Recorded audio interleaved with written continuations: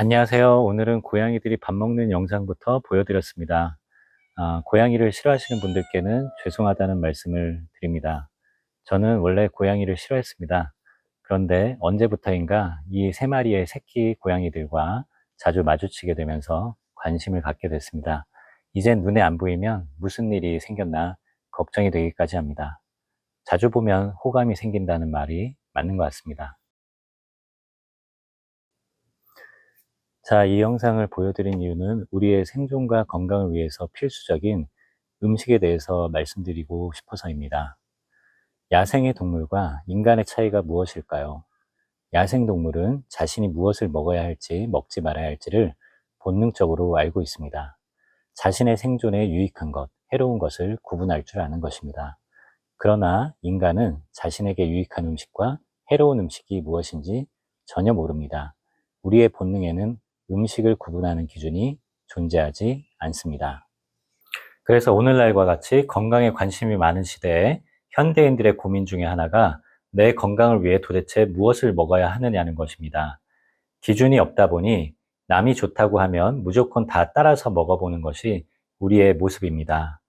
음식이 풍족한 시대를 맞기 전까지 사람들은 먹을 게 없어서 굶어 죽었는데 이제는 이것저것 너무 잘 먹으면서 오히려 병에 걸려 죽는 시대가 되어버렸습니다. 잘 먹으면서도 건강에 대해 불안한 마음에 효과도 불명확한 여러 건강식품을 밥처럼 챙겨 먹기까지 합니다. 음식의 풍요로움 속에서 무엇을 먹어야 할지 길을 잃고 혼란스러워진 것입니다. 음식에만 국한하여 생각해 볼 때 잘 먹는데도 왜 병이 생길까요? 답은 단순합니다. 내게 안 맞는 음식, 더 정확히 말씀드리면 내 체질에 안 맞는 음식을 먹기 때문입니다. 그래서 그 중요한 체질식에 대해서 말씀드리려고 합니다. 팔체질 의학에서는 음식을 가장 중요시합니다. 왜냐하면 음식에 의해서 병이 생기기도 하고 치료가 되기도 하기 때문입니다. 팔체질 의학의 장점 중 하나가 내 몸에 맞는 음식과 안 맞는 음식을 구분해 준다는 것입니다. 그것이 바로 체질식입니다. 팔체질 의학은 사람마다 장부 구조, 즉 체질이 8가지로 다르다는 것을 전제로 하는 학문입니다. 체질이 다르면 먹어야 하는 음식도 달라집니다. 그동안 환자를 진료하면서 신기했던 것이 있습니다. 병이 있는 사람들, 증상이 심한 사람들일수록 의식적이든 무의식적이든 자신의 체질에 안 맞는 음식을 즐겨 먹는 경향이 있다는 것입니다. 팔체질 중 서로 정반대의 장부 구조를 가진 금양체질과 목양체질의 환자를 예로 들어보겠습니다. 금양체질은 잎채소와 해산물을 먹어야 하는 체질이고 목양체질은 고기를 먹어야 하는 체질입니다. 그런데 두 체질 각각의 환자군이 평상시 먹는 음식을 체크해보면 서로 반대로 먹는 경우가 대부분입니다. 요즘같이 밖에 나가면 고깃집이 흔한데도 목양체질 환자들은 죽어도 고기를 안 먹고 배추김치나 해물 위주로 먹는 경우가 많습니다. 또 금양체질 환자들은 먹어서는 안 되는 고기를 엄청 좋아해서 외식을 하든 회식을 하든 고기를 마음껏 먹습니다.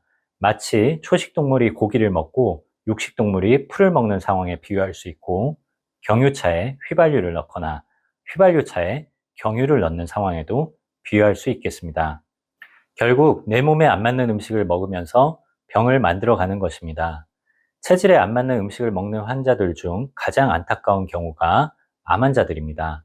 암 환자들은 불안감에 매스컴에서 소개해주는 항암에 좋다는 음식을 참고해서 다 챙겨 먹곤 하는데 그 음식들이 자신의 체질에 안 맞는 경우에는 또 암을 재발시키는 원인이 된다는 것입니다.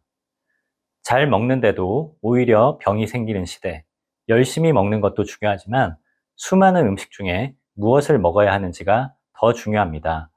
몸에 좋다고 어떤 음식을 열심히 먹었는데 결국 내 몸에 병을 만드는 음식을 먹었다면 이보다 허망한 일은 없을 것입니다. 그래서 체질식이 중요합니다. 체질식은 우리가 먹어야 하는 음식의 방향을 알려주는 안내자 역할을 합니다. 내 몸에 유익한 것과 해로운 것을 제대로 알고 먹어야 내 건강을 지킬 수 있습니다. 팔체질 의학에서 체질 진단을 받아보십시오. 감사합니다.